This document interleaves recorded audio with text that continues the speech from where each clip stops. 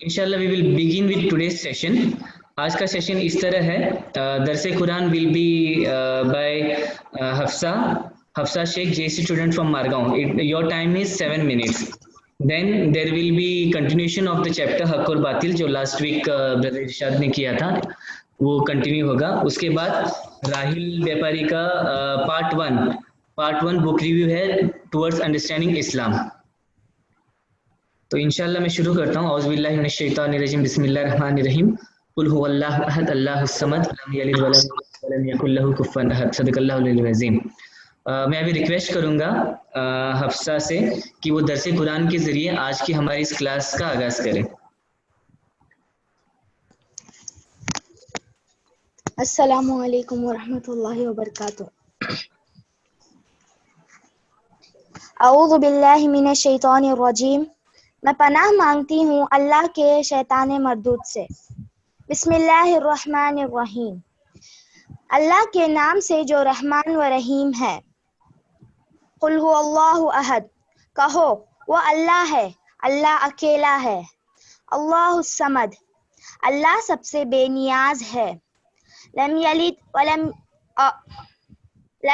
वलम यूलद, ना उसकी कोई औलाद है और ना वो किसी की औलाद है।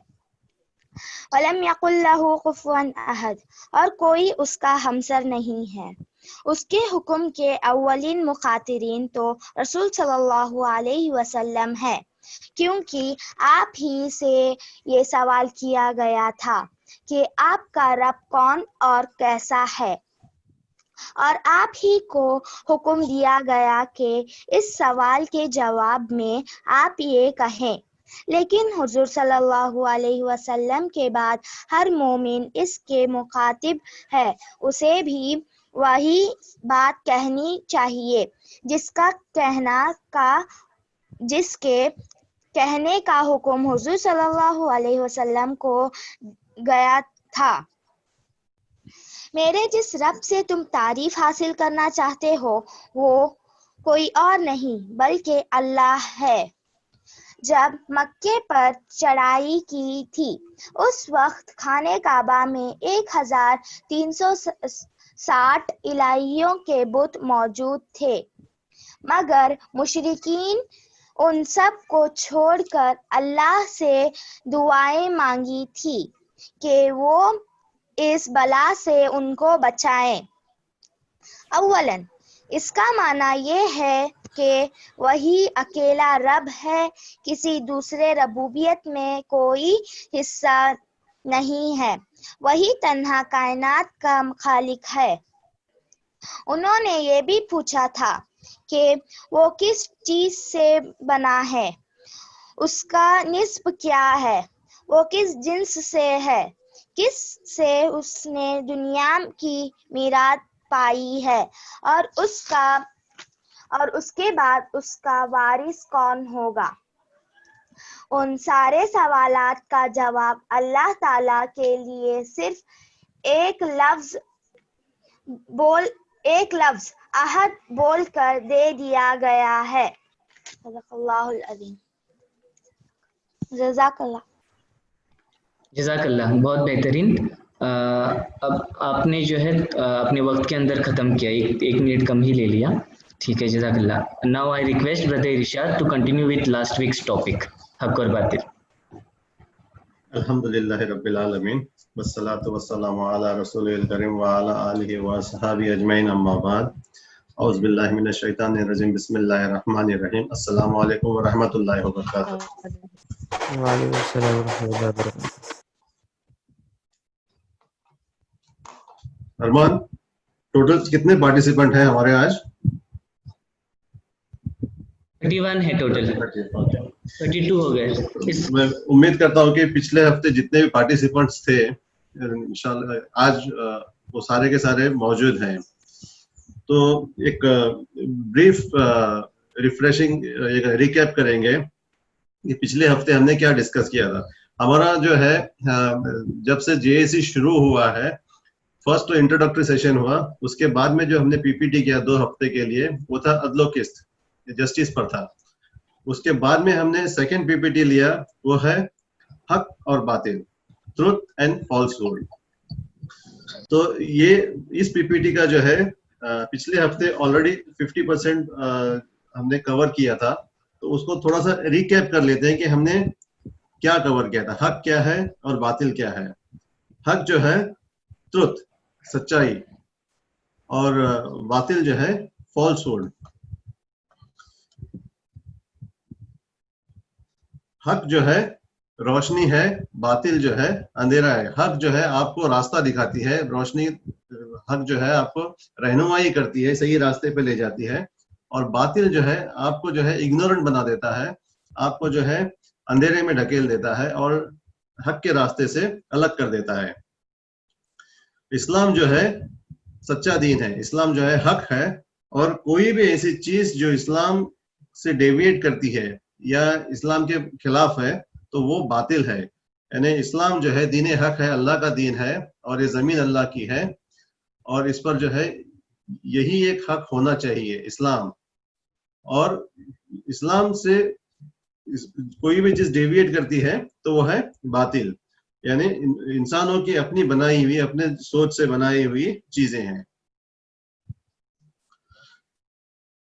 अल्लाह सुब्हानहू व तआला क्रिएटर है, एग्जिस्टेंस ऑफ क्रिएटर है। आज दुनिया में मुख्तलिफ ख्यालात पाए जाते हैं कि दुनिया को बनाने वाला कोई नहीं है, या दुनिया अपने आप बनी, इंसान जो है बंदर था, बंदर से इंसान बन गया, एप से इंसान बन गया। इस तरह के चीजें जो है लोग अपने ख्यालात रखते हैं, और जो कुछ है वो यही दुनिया है, इस दुनिया के बाद कोई और दुनिया नहीं है, क्योंकि किसी ने इस दुनिया के बाद क्या होगा किसी ने देखा नहीं है। तो इस तरह के ख्याल भी है, मगर सच्चाई ये है, हक ये है कि देयर इज अ क्रिएटर। अल्लाह सुब्हानहू व तआला जो है इस दुनिया का, इस कायनात का, इस पूरे यूनिवर्स का क्रिएटर है, और हर इंसान को या हर चीज को इस दुनिया के अंदर खत्म होना है। इंसान भी मर जाएगा, कोई जिंदा चीज हमेशा के लिए यहाँ पे जिंदा नहीं रहेगी। एक दिन सबको मरना है, और सब जो है अल्लाह के सामने जो है अपना हिसाब किताब देने के लिए खड़े होंगे, और एक आखिरत की जिंदगी होगी। तो वो भी हक है, उसमें बिलीव ना करना जो है बातिल है। और इस्लाम जो है दीन हक है, इस्लाम के अलावा कोई और मजहब, कोई और रिलीजन जो है बातिल है। हमने देखा कि हक और बातिल की कश्मकश कैसे शुरू होती है। आदम अलैहिस्सलाम को जब अल्लाह सुब्हानहू व तआला बनाते हैं और सजदा करने के लिए कहते हैं, तो तमाम फरिश्ते जो है आदम अलैहिस्सलाम के सामने सजदा करते हैं, सिवाय एक जिन के, इब्लिस के, शैतान के, जो अपने गुरूर में, अपने ईगो में जो है अल्लाह सुब्हानहू व तआला के ऑर्डर को, हुक्म को जो है डिफाई करता है, मानता नहीं है।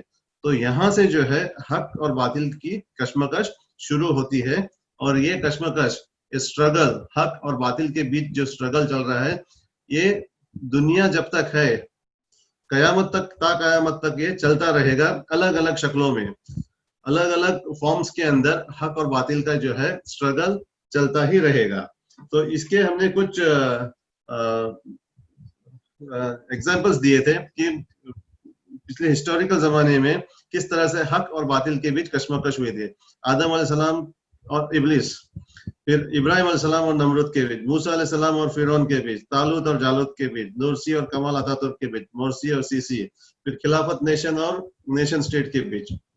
तो ये स्लाइड मैं दिखाऊंगा आपको क्विकली। ये स्लाइड्स जो है पिछले हफ्ते हमने कवर की थी। अब हम देखते हैं हक और बातिल, इसके बीच में जो है फर्क होगा तो कैसे होगा। अगर दुनिया के अंदर हक जो है रूल करेगा तो कैसी दुनिया रहेगी, और दुनिया के अंदर अगर बातिल जो है राज करेगा, रूल करेगा, तो दुनिया कैसी रहेगी। बातिल जो है, पहले हम देखेंगे हक की तरफ। हक जो है दुनिया के अंदर जो है अमन और शांति पैदा करना चाहता है। हक जो है दुनिया के अंदर एक ऐसा माहौल, सच्चाई पर, ईमानदारी पर, जस्टिस पर एक पीसफुल और हार्मोनियस एनवायरनमेंट पैदा करना चाहता है, ताकि तमाम इंसान जो है एक अमन के माहौल में जिंदगी बसर करें, सबका ठीक ठाक प्रोग्रेस हो, किसी के साथ नाइंसाफी ना हो। जबकि बातिल जो है सेल्फिश, बातिल जो होता है अपना फायदा सोचता है, अपना गेन सोचता है, सेल्फिश होता है, और इसका काम ही होता है कि लोगों के बीच जो है लड़ाना, लड़ाई लगाना, डिवाइड करना लोगों को और खुद रूल करना। यानी सोसाइटी के अंदर, समाज के अंदर जो है एक किस्म का जो है ऐसा माहौल पैदा करना जहां पे जो है अमन ना हो। सोसाइटी के अंदर जो है एक लोग एक दूसरे से लड़े जो है इसके ऊपर हावी हो जाए और अपना पावर, अपना दबदबा बनाए रखें। हक में जो है समाज के अंदर और मुआशी यानी इकोनॉमिकल बैलेंस होता है। हक जो है चाहता है कि समाज में सब बराबर हो, इंसानों के बीच फर्क ना हो, और इकोनॉमिकल जो है मतलब किसी के पास बहुत ज्यादा दौलत हो, किसी के पास बिल्कुल कुछ भी ना हो, इस तरह का भी सिचुएशन ना रहे, बल्कि एक जस्टिस का सिचुएशन रहे, एक इक्वालिटी का सिचुएशन रहे। जबकि बातिल ये चाहता है कि ज्यादा से ज्यादा दौलत को जो है हासिल करना और लोगों को जो है यूज करना, यानी अपने फायदे के लिए जो है तमाम लोगों का जो है ये इस्तेमाल करते हैं, लोगों को मार भी डालते हैं, लोगों की दौलत इस पर अपना कब्जा बना लेते हैं और अनएथिकल मीन्स से जो है अपना पावर बनाकर जो है दौलत को हासिल करने की कोशिश करते हैं। हक इस्लाम चाहता है कि तमाम दुनिया जो है मिलजुल कर रहे, यूनिवर्सल ब्रदरहुड। इस्लाम जो है किसी बाउंड्री के बेसिस पे रिलीजन नहीं है, इस्लाम बाउंड्रीज में बिलीव नहीं करता है, इस्लाम जो है किसी तरह के डिवीजन में बिलीव नहीं करता है। इस्लाम जो है चाहता है कि पूरी दुनिया जो है अल्लाह के दीन पर चले, यानी इस्लाम दीन जो है पूरी दुनिया को जोड़ने के लिए आया है और एक यूनिवर्सल रिलीजन है। ये किसी पर्टिकुलर नेशन के लिए रिलीजन बना नहीं है, या ये पर्टिकुलर रेस के लिए रिलीजन बना नहीं है।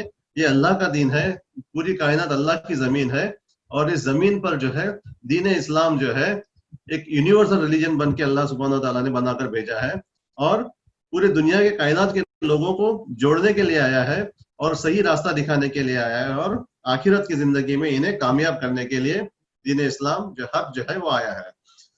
ऑन द अदर साइड बातिल जो है नेशन के नाम से लड़ते हैं। एक नेशन दूसरे नेशन के साथ लड़ता है, अपना जो है डोमिनियन फैलाने के लिए, पावर फैलाने के लिए जो है दूसरे मुल्कों पर कब्जा करता है, दूसरों की जमीन पर कब्जा करता है। इस्लाम जो है इन चीजों के लिए कब्जा करना बिल्कुल अलाउ नहीं करता है। आप दूसरे मुल्क के साथ उसी वक्त लड़ सकते हैं अगर वहां पर जो है फसाद हो, वहां पर जो है नाइंसाफी हो, वहां पर जो है जुल्म हो। जुल्म को खत्म करना, बुराई को खत्म करना, यही एक वजह है इस्लाम आपको परमिट करता है कि आप किसी और के इलाके में जाके बुराई को खत्म करें। वरना आज हम देखेंगे कि एक नेशन दूसरे नेशन के अंदर इस तरह से हावी होता है और उनकी दौलत को हथियाता है, उनके नेचुरल रिसोर्सेज पर हावी होता है। तो ये बातिल जो फोर्सेस जो है ये हमेशा से जो है अपने फायदे के बारे में सोचते हैं, अपने गेन के बारे में सोचते हैं, और इसके अंदर जो है उन्हें एथिक्स का कोई ख्याल नहीं होता है। यानी दुनिया में कोई मरता है तो मरने दो, खून खराबा होता है तो होने दो, उन्हें अपना मतलब है अपने वेल्थ से, दुनियावी जिंदगी से।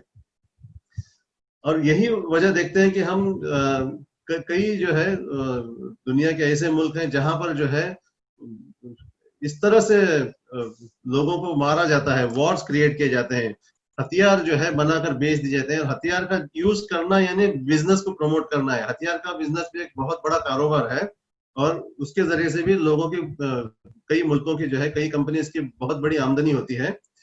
और जब तक ये हथियार इस्तेमाल ना हो तब तक जो है इनकी इनकम नहीं होगी। तो ये वॉर्स भी क्रिएट कराना, वॉर्स को जो है करके जो है मुल्कों को कमजोर कराना, उनके ऊपर अपना कंट्रोल बनाना, ये भी इनका मंशा है। और अगर दुनिया के अंदर 10 साल तक अगर कोई वॉर ना हो तो आप देखेंगे कि बड़े बड़े सुपर पावर और वेस्टर्न फोर्सेस जो है ये कमजोर हो जाएंगे, इकोनॉमिकली ये खत्म हो जाएंगे। तो इकोनॉमिकली अपने आप को मजबूत बनाना और दूसरों पे पावर, अपना पावर रखना, ये वॉर के जरिए से जो है करते हैं।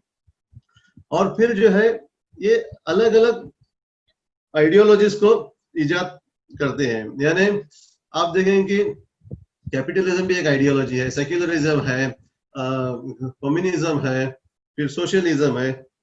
तो यहाँ पर जो है इंसान तलाश करता है कि अपना प्रॉब्लम्स का सॉल्यूशन कहाँ मिलेगा, कैपिटलिज्म से इंसान जो है परेशान हो गया तो कम्युनिज्म को इंट्रोड्यूस किया, कम्युनिज्म से परेशान हो गया तो फिर से दोबारा कैपिटलिज्म को ले आया, और सेक्युलरिज्म को भी इंट्रोड्यूस किया, यानी एक दूसरे के मजहब को टॉलरेट ना कर पाने की वजह से सेक्युलरिज्म भी इसमें आया, यानी आप अपना जो है दीन, अपना मजहब घर में करो, मगर इकोनॉमिक अफेयर्स, पॉलिटिकल अफेयर्स जो है इसके अंदर आपके मजहब का दखल अंदाजी ना हो। तो इस तरह जो है अलग अलग आइडियोलॉजीज को ये जो है बातिल फोर्सेस इंट्रोड्यूस करते हैं दुनिया के अंदर, ये कह करके इसके अंदर हम इंसानों के प्रॉब्लम्स को जो है सॉल्व करने की कोशिश करेंगे, पर जबकि ये जो है एक्सप्लॉइटेशन है। और दूसरी जगह जो है हक जो है, दीन हक इस्लाम है, इस्लाम जो है लोगों के लिए जो है रहमत है, लोगों को जो है इसके अंदर तमाम कायनात के लोगों को जो है इसके अंदर राहत है,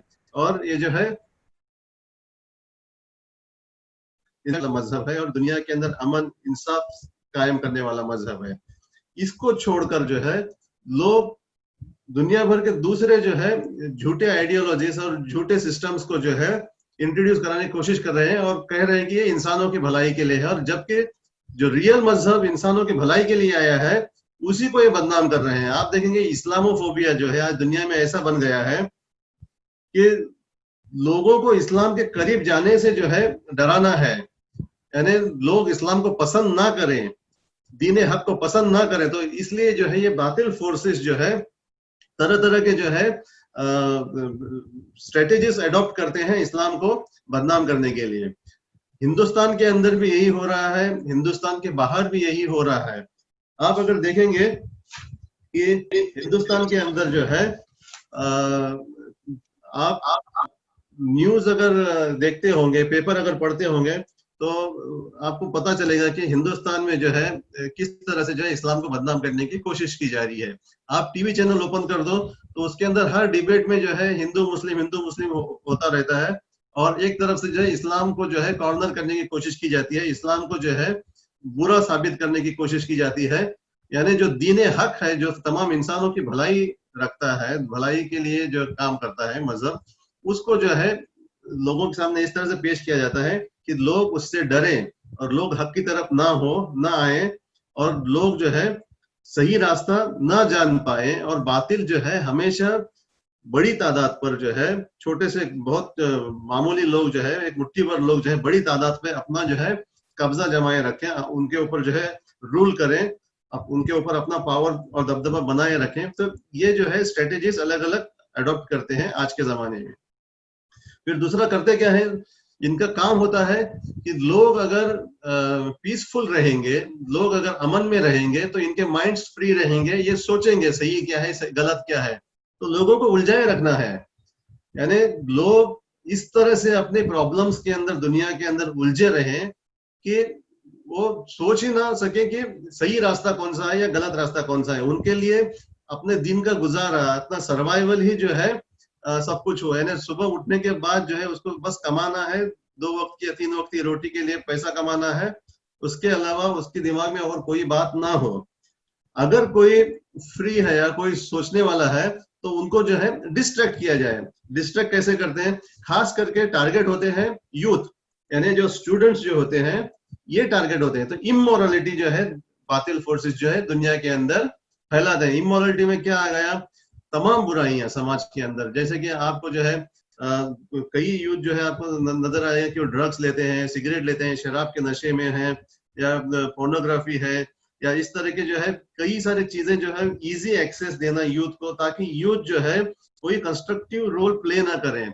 यूथ जो है दीन से, अपने हक से जो है अलग हो जाएं, और उनका जो पर्पस ऑफ लाइफ है उससे वो गाफिल हो जाएं, एक मीनिंगलेस जिंदगी दुनिया में जिए। ये चाहते हैं कि यूथ जो है एक मीनिंगफुल जिंदगी ना जिए बल्कि एक मीनिंगलेस जिंदगी जिए, और जो बातिल फोर्सेस जो है इन्हें एक्सप्लॉइट करें और इनके ऊपर जो है ऐसे ही अपना पावर और अपना कंट्रोल बनाए रखें। तो जरूरत है हमारे यूथ को कि सही रास्ते पर रहें और इससे जो है डेविएट ना करें, अपने सही रास्ते से जो है हटे ना, बल्कि fully focused on right path. तो हक क्या करता है, इस्लाम क्या करता है कि हमेशा जो है लोगों को सही रास्ते पे रखने की कोशिश करता है, लोगों के अंदर उनके अखलाक को प्यूरिफाई करने की, उनके कैरेक्टर को प्यूरिफाई करने की कोशिश करता है, उनके सोल को प्यूरिफाई करने की कोशिश करता है। जिस्म जो है, इंसान का जिस्म जो है वो रूह का बॉडी, ये क्लॉथ है यानी कपड़ा है, यानी रूह जो है उसका घर है बॉडी। इंसान जो है, बॉडी जो है वो इंसान नहीं है, बॉडी के अंदर जो रूह है वो असल इंसान है। और इस्लाम जो है रूह को पाक करने की कोशिश करता है, अखलाक को साफ करने की कोशिश करता है, प्यूरिफाई करने की कोशिश करता है, ताकि दुनिया के अंदर अमन रहे, इंसाफ रहे, जस्टिस रहे। तो ये इस्लाम का दीन हक जो है लोगों के अंदर जो है बुराइयों को निकाल कर जो है अच्छाइयों में बदलने की, अच्छाई पर लोगों को चलाने की कोशिश करता है। तो ये फर्क है बातिल में और हक में। हक जो है अच्छाई है, बातिल जो है बुराई है। और हम देखेंगे कि हिंदुस्तान के अंदर भी जो है पिछले कुछ सालों में अगर देखेंगे आप, तो किस तरह से जो है लोगों को किस तरह से जो है लोगों पर जुल्म हो रहा है। यानी काऊ के नाम पे, गाय के नाम पे, या खाने पीने के नाम पर, कपड़ों के नाम पर जो है भीड़ जमा होती है, लोगों को मारती है, पीटती है। तो ये और लोग समझ ही नहीं पा रहे हैं कि सही रास्ता है तो कौन सा रास्ता है। यानी हक को जो है इस तरह से इस्लामोफोबिया जो पैदा किया गया है कि लोग जो है दूर दूर तक जो है इस्लाम के नजदीक आने की सोच भी नहीं पा रहे हैं। तो हमारी कोशिश ये होनी चाहिए कि जो हक है, जो सही रास्ता है, इस पर ये मैसेज जो है हर इंसान तक पहुंचे। तो हमें समझने की जरूरत है कि दीन हक है तो क्या है, और बातिल लोग जो है किस तरह के स्ट्रेटेजीज को अपनाते हैं। और हमारा काम जो है, हमारा रोल जो है इस हक को लोगों तक पहुंचाना है, खुद भी इस पर चलना है और इसको जो है लोगों तक पहुंचाना है। इस किताब में जो है द क्लैश ऑफ सिविलाइजेशन में जो है एक डिस्कशन किया गया है। यहाँ पे बताया जाता है कि दुनिया के अंदर जो है सिविलाइजेशंस जो है हमेशा एक दूसरे के साथ क्लैश करते हैं, और इनका मकसद ये होता है कि एक सिविलाइजेशन जो है नहीं चाहता कि दूसरे सिविलाइजेशन के साथ मिलकर रह सके, यानी इनटॉलरेंस। यानी टॉलरेंस जो है यहाँ पे जो है बिल्कुल नहीं है। यानी पूरे दुनिया के अंदर आप देखेंगे तो आप रिलीजन के नाम पर, नेशन के नाम पर, कास्ट के नाम पर झगड़े और फसाद हो रहे हैं। एक रिलीजन दूसरे पर हावी होना चाह रहा है, एक कास्ट दूसरे कास्ट पर हावी होना चाह रहा है, एक सोसाइटी दूसरे सोसाइटी पर हावी होनी चाह रही है, एक नेशन दूसरे नेशन पर हावी होना चाह रहा है।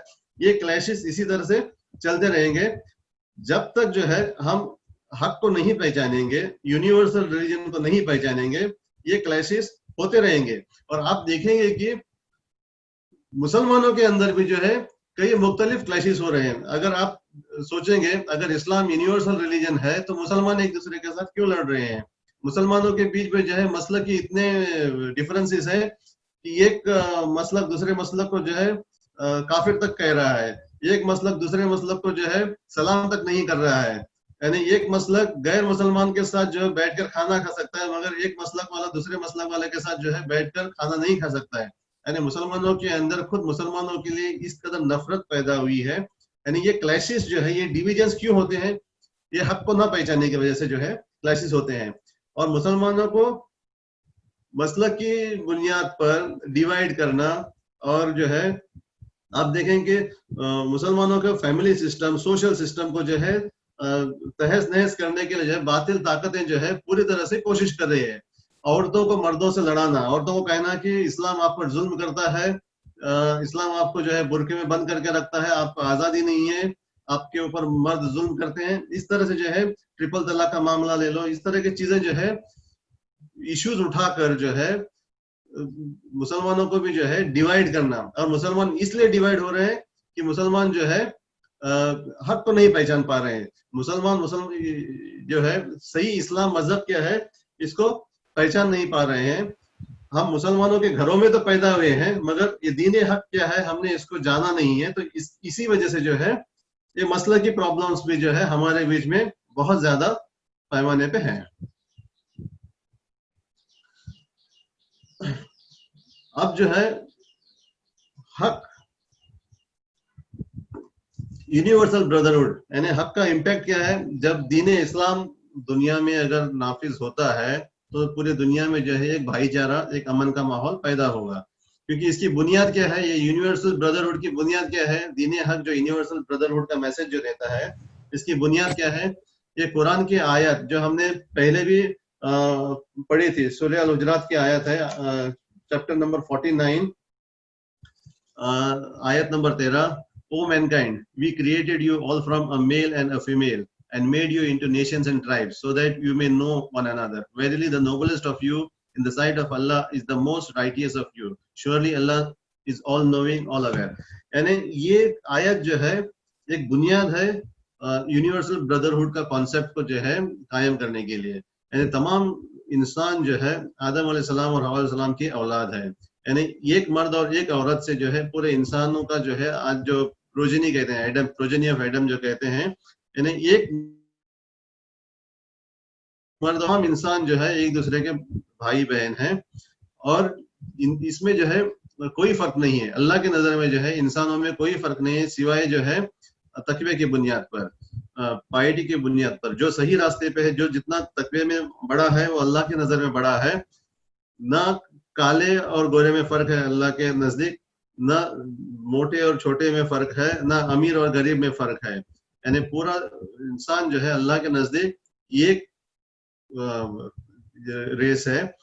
अगर फर्क है तो तकवे की बुनियाद पर इनमें फर्क है। यहाँ पे जो है हुजूर सल्लल्लाहु अलैहि वसल्लम कहते हैं कि अरब और नॉन अरब दोनों बराबर हैं, यानी इस्लाम आया अरब मुल्कों में और हम रह रहे हैं नॉन अरब। यानी अगर अरब ये सोचेगा कि हम सुपीरियर है क्योंकि हमारे वहां से जो है इस्लाम का पैगाम जो है पूरी दुनिया, कोई अरब नॉन अरब से बड़ा नहीं है।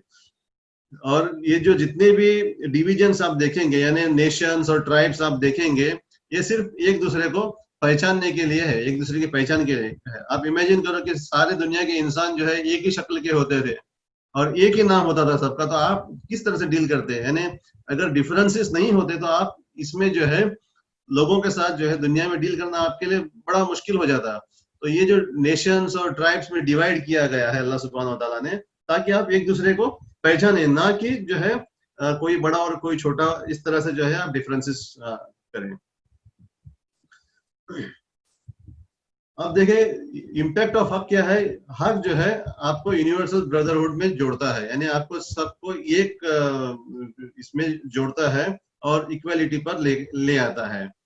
और बातिल जो है क्या करता है, आपको लड़ाता है, आपको डिवाइड करता है, वॉर करता है, डिस्ट्रॉय करता है।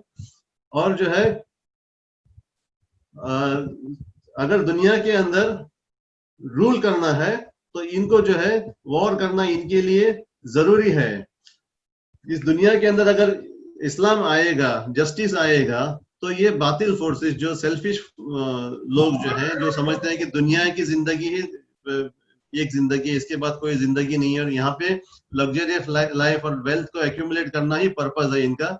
ये सोचते हैं कि अगर इस्लाम दुनिया में आएगा, इस्लाम अगर कायम होगा, तो इनके हाथ से जो है ये पूरा पावर चला जाएगा और तमाम लोगों के अंदर जो है ये एक इक्वालिटी और जस्टिस का माहौल ये अज़म पैदा कर देगा। तो ये चाहते हैं, बातिल फोर्सेस चाहते हैं कि दुनिया डिवाइडेड रहे और ये तमाम लोगों पर जो है अपना रूल बनाए रखें। ये बात पहले भी आई थी कि बातिल forces try to promote immorality in the world. Islam हक has the highest standard of morality, यानी अपना किरदार, अपना कैरेक्टर, इसको जो है इस्लाम जो है तकवे को जो है बहुत ज्यादा अहमियत देता है। अल्लाह के नजदीक वो इंसान ऊंचा है जो तकवे में ऊंचा है, यानी अपने आप को जो है बुराइयों से बचाता है, अपने आप को सही रास्ते पर रखता है, अपने आप को जो है तमाम उन बुरी चीजों से पाक रखता है, वो अल्लाह के नजर में ऊंचा है।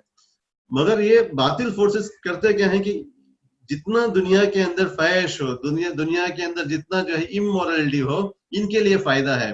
आप देखो, इंटरनेट खोलकर देखो, इसमें जो है कई गलत तरीके से जो है ये पैसा कमाते हैं। पूरी गंदी चीजें जो है आपको अवेलेबल इजीली कराते हैं, इसके जरिए से इनकी कमाई होती है। ये वॉर कराते हैं, फाइट करते हैं एक दूसरे के साथ, कई मुल्कों के साथ जो है ये वॉर करते हैं, अपने वेपन्स को सेल करते हैं, कई टेररिस्ट को अपने वेपन्स देते हैं, इनोसेंट लोगों को मार देते हैं, इसमें इनका फायदा है। यानी आप देखो बातिल जो है वो हर अनएथिकल मीन्स को अडॉप्ट करके जो है इस दुनिया में पैसा बनाने की कोशिश कर रहा है, अपना पावर, अपना दबदबा बनाए रखने की कोशिश कर रहा है। और खास करके इनका टारगेट होता है यूथ। यूथ जो है एक पावर रखते हैं दुनिया को चेंज करने की, दुनिया के अंदर तब्दीली लाने की जो है कैपेसिटी जो है एक स्टूडेंट रखता है, एक यूथ जो है ये पावर रखता है कि वो आगे जाके जो है दुनिया की शक्ल को बदल सकें। तो इनका काम होता है, बातिल फोर्सेस का काम होता है कि किसी न किसी तरीके से इनको डिस्ट्रैक्ट किया जाए, इनको इस तरह के कामों में उलझा के रखा जाए कि ये सही रास्ते पे आने की या सही रास्ते पे लोगों को लाने की सोचे ही ना, और अपने जिंदगी को जो है एक मीनिंगलेस, पर्पसलेस जिंदगी जिए। तो इनका टारगेट जो है खास करके यूथ होते हैं। तो आपकी उम्र के अंदर जो है, इस उम्र के अंदर आपको ये समझने की जरूरत है कि आपको जो है अल्लाह की नियामत है कि आपको जो है अल्लाह ने इस दीन से जोड़ा, आपको जो है इस नॉलेज से जोड़ा कि आप अपनी लाइफ को जो है एक पर्पसफुल और मीनिंगफुल लाइफ जिए और हक के साथ जिए और हक के लिए आप काम करें। तो ये जो है बड़ी अल्लाह की नियामत है।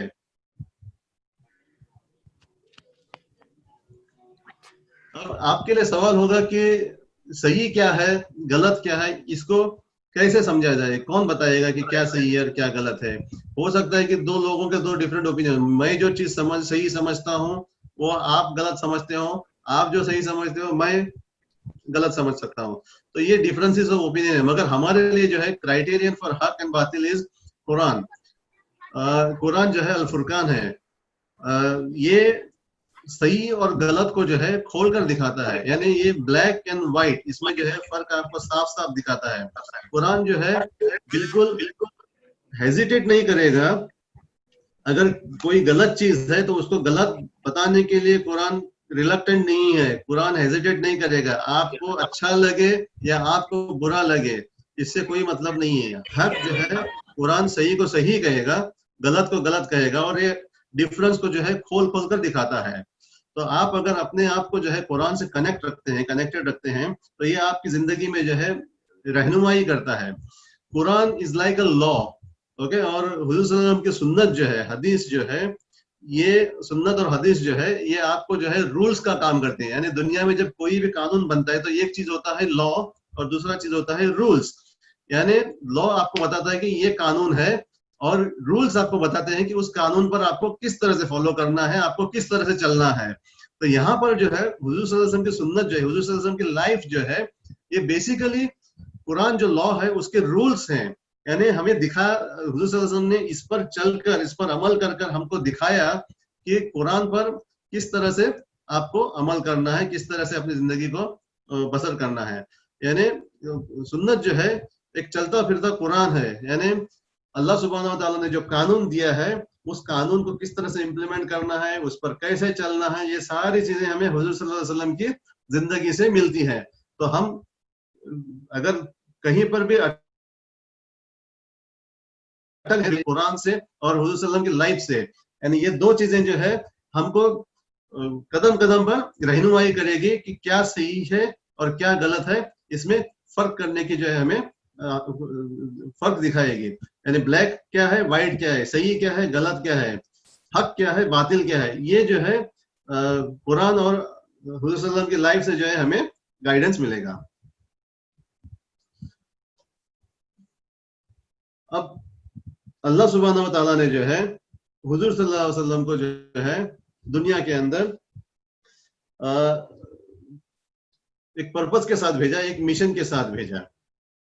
सूरह अल-सफ में जो है उसका जो है खुलासा इस तरह से है, He it is who has sent his messenger Muhammad sallallahu alaihi wasallam with guidance and the religion of truth to make it victorious over all religions।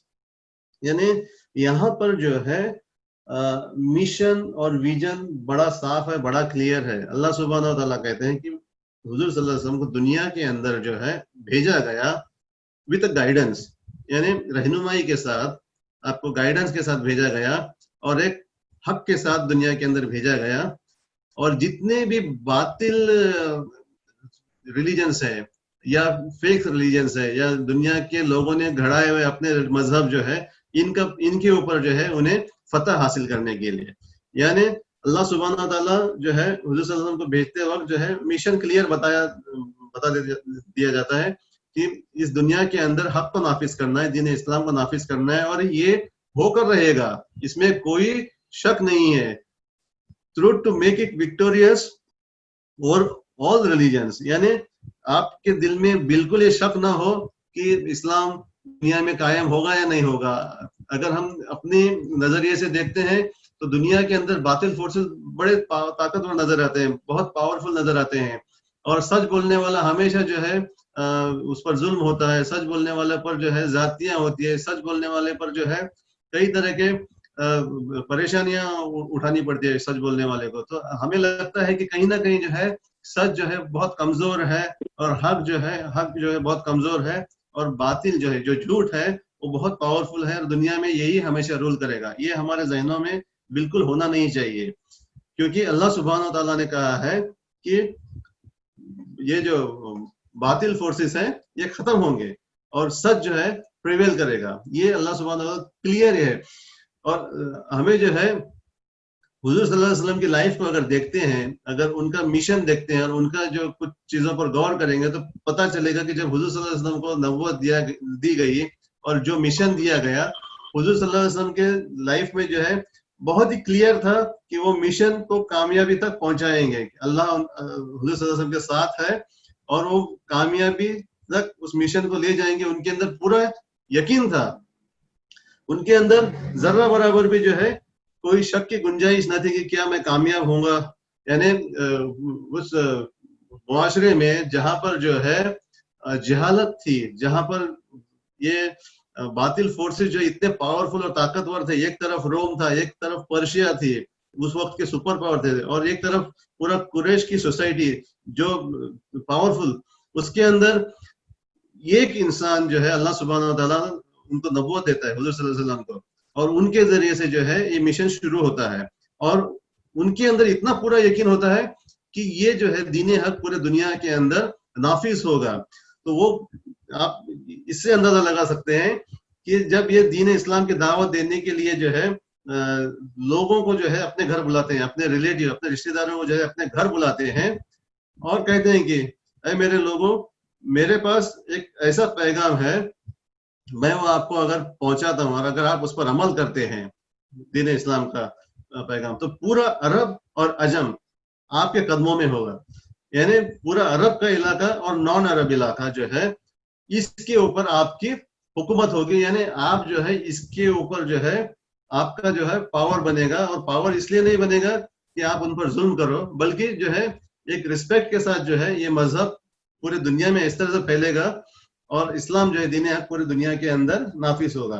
तो ये उनका जो है हुजूर सल्लल्लाहु अलैहि वसल्लम का जो है जहन में अगर देखेंगे आप, तो मिशन कितना क्लियर था और विजन कितना क्लियर था कि वो उस वक्त बता रहे हैं जब कि कोई ईमान नहीं लाया था।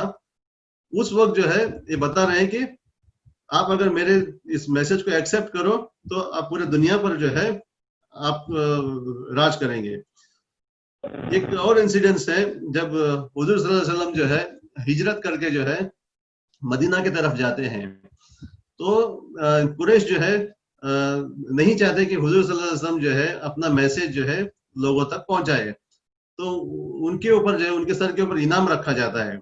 100 सुर्ख ऊंटों का जो है इनाम, उसका वैल्यू कहते हैं कि आज के हिसाब से जो है तकरीबन 50 लाख का जो है वैल्यू, वो हुजूर सल्लल्लाहु अलैहि वसल्लम के सर के ऊपर इनाम रखा जाता है। और कहा जाता है कि जो भी हुजूर सल्लल्लाहु अलैहि वसल्लम को उनकी लाइफ को खत्म करेगा तो उन्हें जो है 100 सुर्ख ऊंटों का जो है इनाम दिया जाएगा।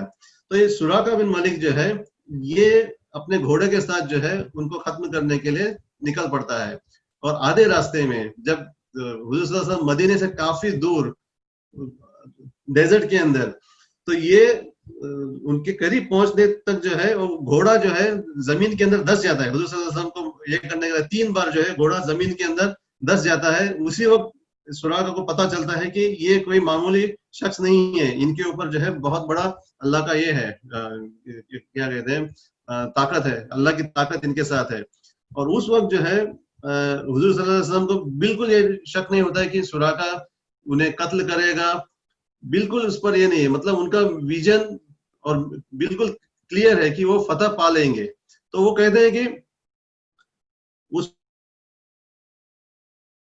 वक्त जैसा दिन होगा, देखो कि जब आप कैसर और किसरा यानी आपके रोमन एम्पायर और पर्शियन एम्पायर के जो ऑर्नामेंट्स जो है वो अपने हाथ में होंगे। हाँ, तो इनका जो है विजन देखो और मिशन के ऊपर कितना यकीन देखो हुजूर सल्लल्लाहु अलैहि वसल्लम का, कि 2 सुपर पावर के बारे में बात कर रहे हैं, ऐसे सुपर पावर जिनके पास पैसा था, आर्मी थी, फौज, यानी हुजूर सल्लल्लाहु अलैहि वसल्लम के पास कुछ भी नहीं था उस वक्त, मगर उनका यकीन देखो कि अल्लाह सुब्हानहू व तआला उनको फतह देगा, उनको कामयाब करेगा। ये यकीन उनके अंदर बिल्कुल यानी जर्रा बराबर भी हुजूर सल्लल्लाहु अलैहि वसल्लम के अंदर इस पर शक नहीं था। तो वो अपने इस मिशन को जो है वहां पे जो है बता देते हैं कि ये मिशन पूरा होकर रहेगा। तो यहाँ पर जो है सूरह सफ में ये आयत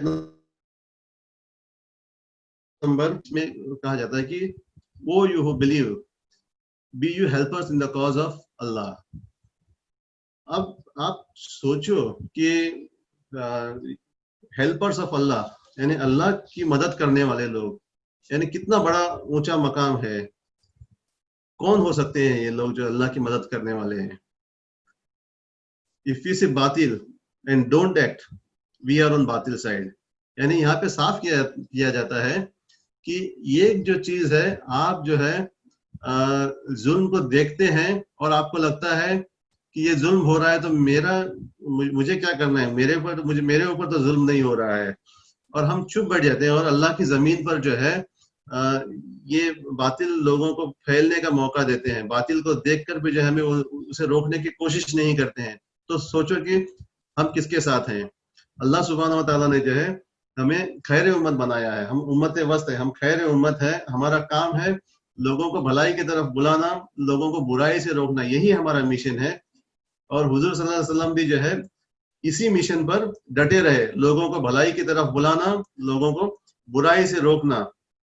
और कहा कि आपके दरमियान जो है हुजूर सल्लल्लाहु अलैहि वसल्लम ने अपने आखिरी खुतबे में कहा कि आपके दरमियान मैं 2 चीजें छोड़कर जा रहा हूँ, एक तो है अल्लाह की किताब और दूसरी जो है उनकी सुन्नत। ये जो है हमारा क्राइटेरियन है हक और बातिल को जो है फर्क समझना, फर्क करने में। हमारा मिशन क्लियर है कि हमारा मिशन जो है लोगों को जो है भलाई की तरफ बुलाना, दीन इस्लाम को लोगों तक पहुंचाना हमारा मिशन है। अगर हम बातिल फोर्सेस को फ्लरिश होते हुए देख रहे हैं और हम कुछ नहीं कर रहे हैं, हम चुपचाप बैठे रहे हैं, तो सोचो कि हम किसके तरफ हैं। साफ साफ है कि हम बातिल की तरफ रहेंगे। और हक के लिए काम करना, हक के लिए जिद्दोजहद करना, भले हम उस कामयाबी को देख ना पाए। ये जो कश्मकश है हक और बातिल की, जब तक ये दुनिया है ता कयामत तक ये कश्मकश चलती रहेगी। हो सकता है कि हम जो है देख नहीं पाए इस्लाम को नाफिज होते हुए, इस्लाम को जो है दुनिया के अंदर कायम होते हुए हम शायद देख ना पाए, मगर हमारा जो किरदार है, हमारा रोल प्ले जो करेंगे हम उसको नाफिज करने में, वो इम्पोर्टेंट है। यानी दोज हु आर विद हक और those who are in the struggle of हक आर हेल्पर्स ऑफ अल्लाह। यानी अल्लाह सुब्हानहू व तआला यहाँ पे जो है हमें साफ साफ कह रहे हैं कि आप जो है हक की तरफ रहो, हक के लिए जिद्दोजहद करो। हक के लिए जिद्दोजहद करना हमारा लाइफ का पर्पस है। आपकी जो है दूसरी इबादतें जो होती है जैसे कि नमाज, रोजा, ज़कात, हज, ये जो हम एक रिचुअल्स की तरह फॉलो कर रहे हैं इन इबादतों को, और सोच रहे हैं कि हम सिर्फ इतना कर रहे हैं, तो ये हमारी गलत फहमी है। नमाज, रोजा, ज़कात, हज, ये सारी चीजें जो है लाइफ में इम्पोर्टेंट है, मगर बस काफी नहीं है ये कि ये हमें जन्नत तक ले जाएं। तो हमारे लिए जरूरी है कि हमारा लाइफ का असली मिशन जो है जिद्दोजहद करना, जिहाद करना, लोगों को हक की तरफ बुलाना, लोगों को भलाई की तरफ बुलाना और बुराई से रोकना, ये हमारा लाइफ का मेन पर्पस है। और हमारी जिंदगी इसी में खत्म होनी चाहिए कि हम अल्लाह के राह में इसी तरह लगातार जो है हक की तरफ, हक और बातिल की कश्मकश में हक की तरफ अपना रोल प्ले करें।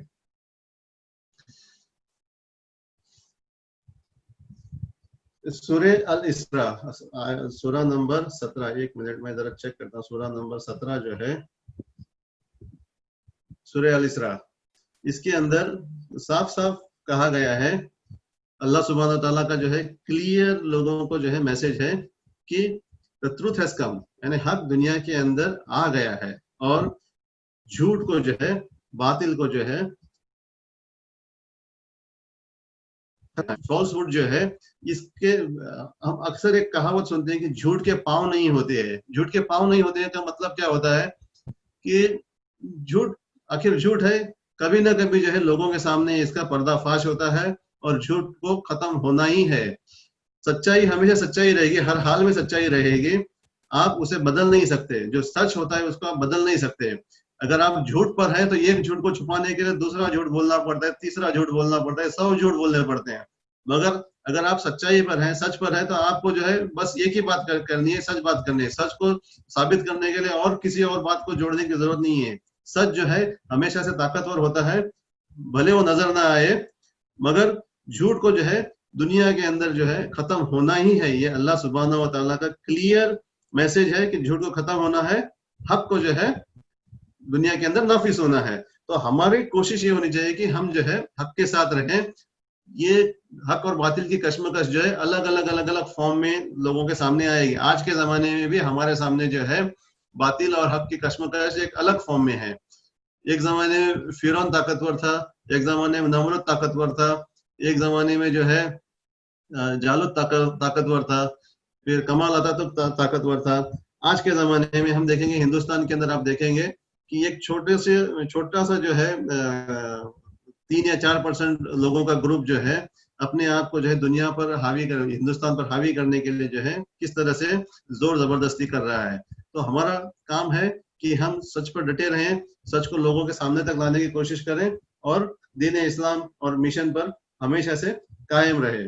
तो ये चंद बातें थी इस पीपीटी के सिलसिले में। अब जो है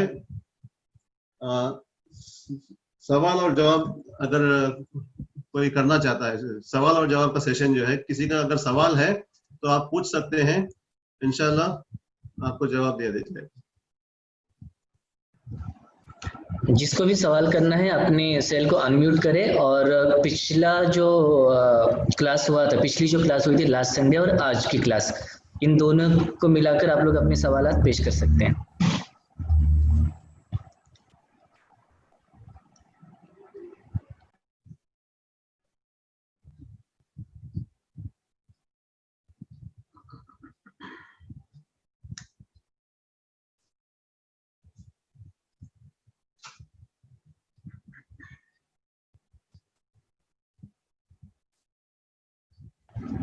इरशाद भाई जी, is it possible that you ask question and someone can answer,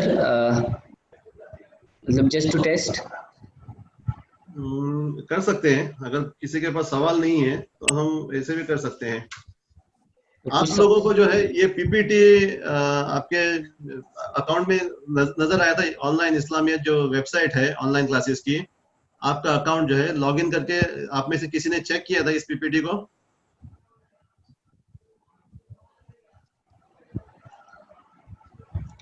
This is a question to students. आप लोगों ने क्या ऑनलाइन कोई अभी मेरे ख्याल कितने पार्टिसिपेंट है? 32, 30 कितने पार्टिसिपेंट है? 37 पार्टिसिपेंट्स में से कितने लोगों ने जो है इस पीपीटी को देखा था? यानी ये पिछले हफ्ते मैं समझता हूँ कि आपके अकाउंट में अपलोड की गई थी। तो इसको जो है कितने स्टूडेंट्स ने जो है इस पीपीटी को चेक किया था? अगर एक भी हो तो आप बता दीजिए, आपका नाम बता दीजिए कि आपने हाँ ये पीपीटी को पढ़ा था।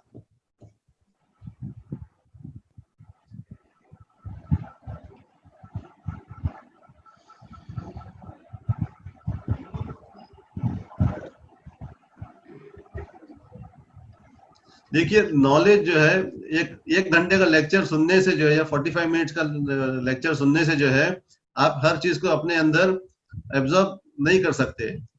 इसको जो है आपको पढ़ना है, खुद रिसर्च करना है, उसके डिटेल में जाना है। कई चीजें जो है हो सकता है कि मुझसे भी यहाँ पे मिस आउट हो गई हो, मैं बता नहीं पाया हूँ, या क्योंकि 45 मिनट्स के लेक्चर में जो है हो सकता है कि कुछ चीजें आपके सामने ना भी आई हो। जब आपके सामने ये पीपीटी आती है बाय आपके ऑनलाइन अकाउंट के अंदर, जब ये पीपीटी आती है आप इसको डिटेल में देखते हैं तो कुछ चीजें, कुछ सवाल आपके जहन में आ सकते हैं, या हो सकता है कि मैं कुछ चीजों को मिस कर गया हूं। आप उसको जो है और रिसर्च करके, आप इंटरनेट पे ढूंढ करके जो है आप पता कर सकते हैं, या आपको ठीक जवाब ना मिले तो आप अपने क्लास, अगले क्लास में जो है उसके बारे में पूछ सकते हैं। तो बेसिकली ये पीपीटी आपसे शेयर करने का मकसद ये है कि ताकि आप जो है इसके डिटेल में जाएं और खुद इसको समझने की कोशिश करें। हम सिर्फ आपको थोड़ा सा गाइडेंस दे रहे हैं। ये पीपीटी पर बात जो कर रहे हैं हम, ये बिल्कुल एक छोटा सा जो है आपके सामने जो है एक हिंट है, एक क्लू है जो हम आपको दे रहे हैं कि आपको इस डायरेक्शन में जाना है, इसके ऊपर मजीद स्टडी करनी है, आपको इसके ऊपर आपको रिसर्च करना है। ये सिर्फ एक हिंट या क्लू आप समझ सकते हैं कि जो आपका संडे का जो क्लासेस होता है इसमें आप पूरी तरह से नॉलेज हासिल नहीं कर पाएंगे। आप ठीक ठाक समझ पाएंगे तभी जब आप पर्सनली उसके ऊपर जो है मेहनत करेंगे और रिसर्च करेंगे उसके ऊपर, और चीजों को समझने की कोशिश करेंगे। तो मैं समझता हूं कि आप में से किसी ने जो है इस पीपीटी को पढ़ा नहीं। अच्छा, इस पीपीटी को छोड़ो, इसके पहले वाली पीपीटी जो थी अदलो किस्त, इसके ऊपर किसी ने स्टडी की है?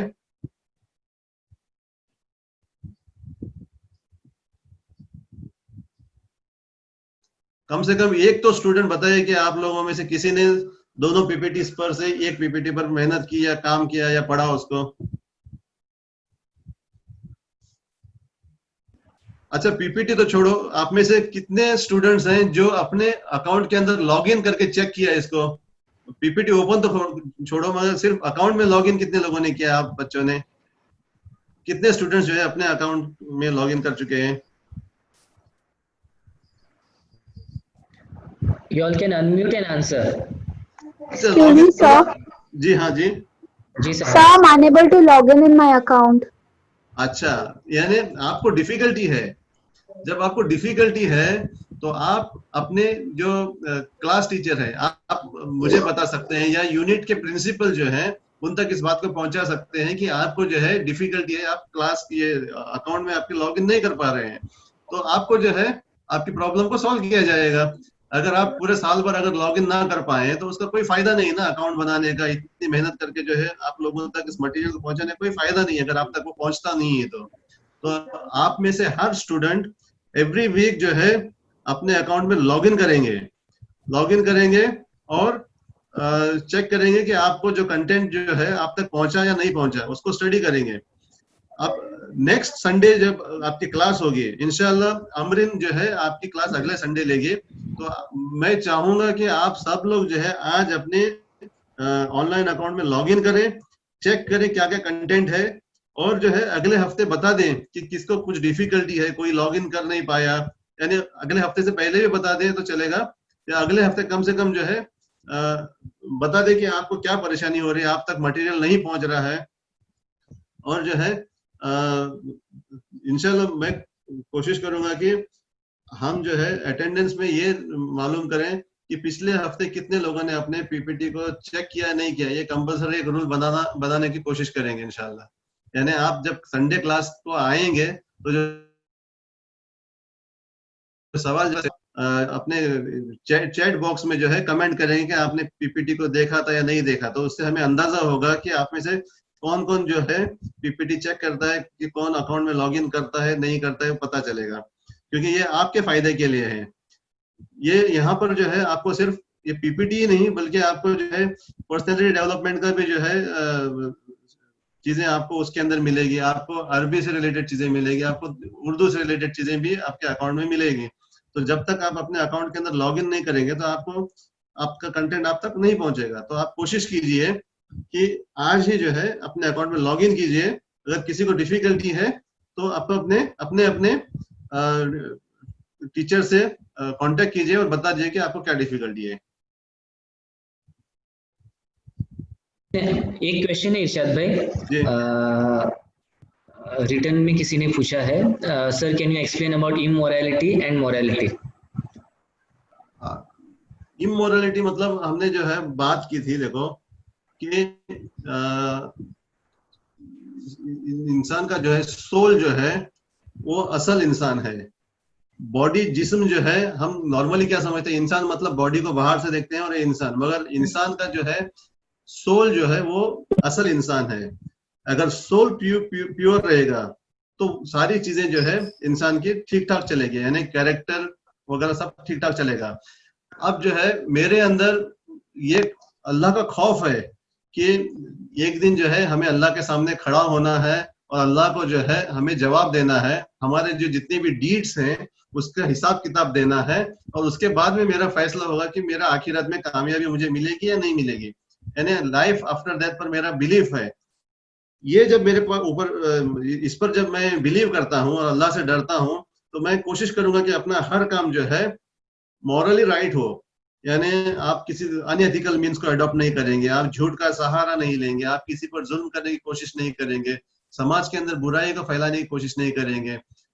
और जब आपको लगता है, किसी इंसान को लगता है कि दुनिया के अंदर जो है, दुनिया की लाइफ जो है, दुनिया का लग्जरी सी जो है यही मेन पर्पज है, इसके सिवा दुनिया में लाइफ का कोई मीनिंग नहीं है, हमें किसी को जवाब देना नहीं है, दुनिया के अंदर दौलत को हासिल करना, लग्जरियस लाइफ रहना और एक ही जिंदगी है, इसको भरपूर एंजॉय करना। जब ये मटेरियलिस्टिक कॉन्सेप्ट इंसान के जहन में आता है तो वो हर इमोरल चीज को जो है दुनिया में फैला कर जो है अपने आप को जो है एंजॉय करने की कोशिश करता है। इमोरल चीज में आएगा आपको जो है ड्रग्स का मामला भी उसके अंदर आएगा, फिर जो है ऐसा फैशन जो लोगों को जो है बेशर्मी की तरफ ले जाए, या फिर ऐसी चीजें अवेलेबल कराना ऑनलाइन जिससे जो है लोग जो है उसके अपने डिस्ट्रैक्ट हो जाए, यानी पोर्नोग्राफी, इस तरह की गलत चीजों को जो है लोगों के अंदर प्रमोट कराना, ये सारी चीजें इमोरलिटी में आएगी। यानी एक ऐसा किरदार जहां पर जो है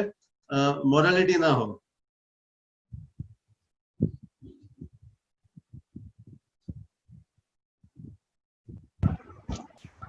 और किसी के सवालात हैं? नहीं तो हम लोग आगे बढ़ेंगे आज के टॉपिक की तरफ। हाँ अरमान, वो अगले टॉपिक का जो है मैं 1-2 मिनट में ये इंट्रोड्यूस करके छोड़ूंगा। जी। आज की जो क्लास थी ये हमारा सेकंड टॉपिक था। फर्स्ट जो इंट्रोडक्टरी सेशन के बाद में जो है हक और बातिल जो है हमारा फर्स्ट टॉपिक हुआ, सॉरी अदलो किस्त जो है हमारा फर्स्ट टॉपिक हुआ। सेकंड टॉपिक हुआ हमारा हक और बातिल। अब हम अगले हफ्ते जो चीजें आपके सामने लाएंगे वो टॉपिक होगा एथिज्म एंड पॉलिथिज्म। यानी दुनिया के अंदर जो है इस्लाम के अलावा और भी बिलीफ्स हैं। इस्लाम जो है मोनोथिज्म यानी तौहीद पर जो है लोगों को बुलाता है, ये एक अल्लाह की इबादत और अल्लाह इज द क्रिएटर, अल्लाह के सिवा किसी और की इबादत मना है। तो इस्लाम का ये एक बिलीफ है मोनोथिज्म। इसके अलावा जो है ये एक और बिलीफ पाया जाएगा आपको जहां पे जो है लोग किसी खुदा को ही नहीं मानते हैं, एथिज्म। यानी आप जो है सोचते हैं कि मजहब नाम की कोई चीज दुनिया में है ही नहीं, मजहब जो है इंसानों का बनाया हुआ है और अल्लाह जो है नहीं और ये दुनिया अपने आप बनी है। इस किस्म के जो है एक बिलीफ आप पाएंगे जिसे हम एथिज्म कहेंगे। और दूसरा बिलीफ जो है पॉलिथिज्म, यानी आप एक से ज्यादा अल्लाह के सिवा और खुदाओं को मानना, अल्लाह के अलावा जो है, या शिर्क करना, पार्टिसिपेट कराना, या अलग अलग मजहबों में हम देखते हैं अलग अलग गॉड्स को किस तरह से वो बिलीव करते हैं। तो हम कोशिश करेंगे अगले इस पीपीटी के अंदर आप तक पहुंचाने के लिए कि दुनिया के अंदर अलग अलग जो बिलीफ्स पाए जाते हैं ये बिलीफ्स हैं क्या। यानी छोटे छोटे बहुत सारे बिलीफ्स रहेंगे मगर मेजर जो बिलीफ दुनिया के अंदर पाए जाते हैं इस पर जो बात करेंगे और इसको जो है आप तक पहुंचाने की कोशिश करेंगे। What is polytheism and what is monotheism. वाखिर दावाना अल्हम्दुलिल्लाहि रब्बिल आलमीन। जज़ाकल्लाह इरशाद भाई। अभी अगला टॉपिक है बुक रिव्यू टुवर्ड्स अंडरस्टैंडिंग इस्लाम। ये किताब जो मौलाना मौदूदी रहमतुल्लाह अलैह की किताब है। इसको प्रेजेंट करेंगे जनाब Rahil Vyapari. Rahil, can you hear? Yes जी, start Rahil. Assalamualaikum warahmatullahi wabarakatuh. My topic for today's book review is on chapter 1 of Towards Understanding Islam. Every religion of the world has been named either after its founder or after the community or nation in which it was born. For instance, Christianity takes its name from its prophet Jesus Christ, Buddhism from Gautama Buddha, Zoroastrianism from Zoroaster, and Judaism from the tribe Judah of the country Judea. Islam is an attributive title. According to the Quran, among every people and of all ages have been good and righteous people who possess this attribute. Islam is an Arabic word and stands for complete submission and obedience to Allah. Everyone can see that we live in an orderly universe where everything is assigned a place in a grand scheme. All the heavenly bodies are knit together in a magnificent system. They all follow unalterable laws and not even one make the slightest deviation from their ordained courses. Similarly, everything in the world, from the smallest to the biggest, follows its own laws. Even in the human world, the laws of nature are paramount. This powerful, all-pervasive law, which governs all that comprises the universe, follows the law of God. Everything in the universe is Muslim, for it obeys its God and follows the rules. Even a man who refuses belief in God has necessarily to be a Muslim as far as his existence is concerned. For his entire life, every tissue of muscle and limb of body follows the course prescribed by the God's law. His heart, which through lack of knowledge cherishes love for others rather than Allah. Now let us see from a different angle. Man is so constituted that there are two distinct spheres. One is the sphere in which he finds himself totally regulated by the divine law. Like other creatures, he is completely caught in the grip of physical laws of nature and is bound to follow them. But there is another sphere of activity. He has endowed with reason to intellect. He has the power to think and form judgment, to choose and reject, to approve and spurn. He is free to adopt whatever course of life he chooses. He can embrace any faith and live by any ideology he likes. He may prepare his own code of conduct or accept one formulated by others. In short, man is bestowed with free will. In the first, like other creatures, he is born a Muslim. In the second concern, he is free to become or not to become a Muslim. It is the way a person exercises this freedom mankind in two groups, believers and non-believers. In contrast to the man described above, there is the man who, although a born Muslim and unconsciously remaining one throughout his life, does not exercise his faculties of reason, intellect, and intuition to recognize his Lord and Creator and misuses his freedom of choice by choosing to deny him. Such a man is called a kafir. Kufr literally means to cover or conceal. The man who denies God is called kafir. He observes a wonderful design in nature, but not the designer. He will fail to find the key to reality. The right path will be remain concealed for him. Not only that kufr is a tyranny, the worst of all tyrannies. A tyranny is an unjust use of force or power. It is when you compel a thing to act unjustly or against its true nature, its real will and its inherent attitude. The inevitable consequence of this revolt and denial of reality is a failure in the ultimate ideals of life. Such a rebel will never find the thread of real knowledge and vision, for knowledge that finds to reveal its own creator can reveal no truth. These were the evils and disadvantages of kufr. Let us now look at the blessings of Islam. If we see the creation of the universe, which is running according to its unalterable laws, is itself a witness that its designer, creator, and governor is an omnipotent, all-powerful being with an infinite power and knowledge and resources. Besides endowing man with capacity to acquire knowledge, the faculty to think and reflect, and the ability to distinguish right from wrong, God has granted him a certain amount of freedom of will and action. By the correct use of knowledge and intellect, a man recognizes his creator, reposes belief in him, and in spite of being under no compulsion to do so, chooses the path of obedience to him. Such a man will always choose the right path in every field of knowledge. At every stage of his inquiry, his God consciousness will save him from making evil and destructive uses of science and the scientific method. The life of a Muslim will always be filled with godliness, piety, and righteousness and truthfulness. He will be the most revered, popular, and beloved. No one can be more lovable, for he lives a life of charity and benevolence. He will be just to everyone, discharge his duties honestly, and work for the good of others. People will naturally be attracted towards him. This is Islam, the natural religion of man, the religion which is not associated with any person, people, period, or place. It is the way of nature, the religion of man, in every age, in every country, and among every people or place. In every age, in God-knowing and truth-loving men have believed and lived this very religion. They were all Muslims, irrespective of whether they called that way Islam, whatever its name was, it signified Islam and nothing but Islam. Jazakallah.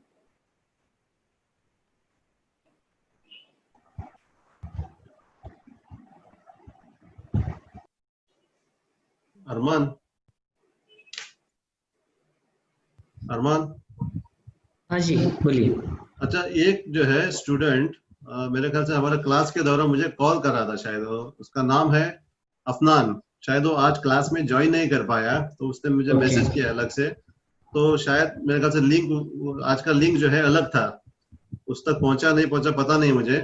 तो जिस भी unit का लड़का है ये Afnan, class teacher से गुजारिश है कि वो इसका वीडियो जब आएगा तो उन तक पहुंचा दें, और एवरी वीक जो है सबके साथ जो है ये लिंक शेयर किया जाए। जी हाँ, जैसे ही क्लास खत्म होती है ना, ये लिंक अपलोड किया जाता है। शाम तक जो है ये लिंक अपलोड किया जाता है। तो अपने अपने यूनिट्स में आप लोग अपने क्लास टीचर्स से कनेक्टेड रहिए, ये एक रिक्वेस्ट है। तो ये लिंक अपलोड किया जाता है और ये जो भी सेशन हुआ है ये आपको वापस ऑनलाइन देखने के लिए मिल सकता है उस लिंक के थ्रू। तो सबसे रिक्वेस्ट है कि आप लोग जो है अपने क्लास टीचर से कनेक्टेड रहे। जज़ाकल्लाह राहिल। ओके, तो आज का ये सेशन हमारा यहाँ पर ख़त्म होता है।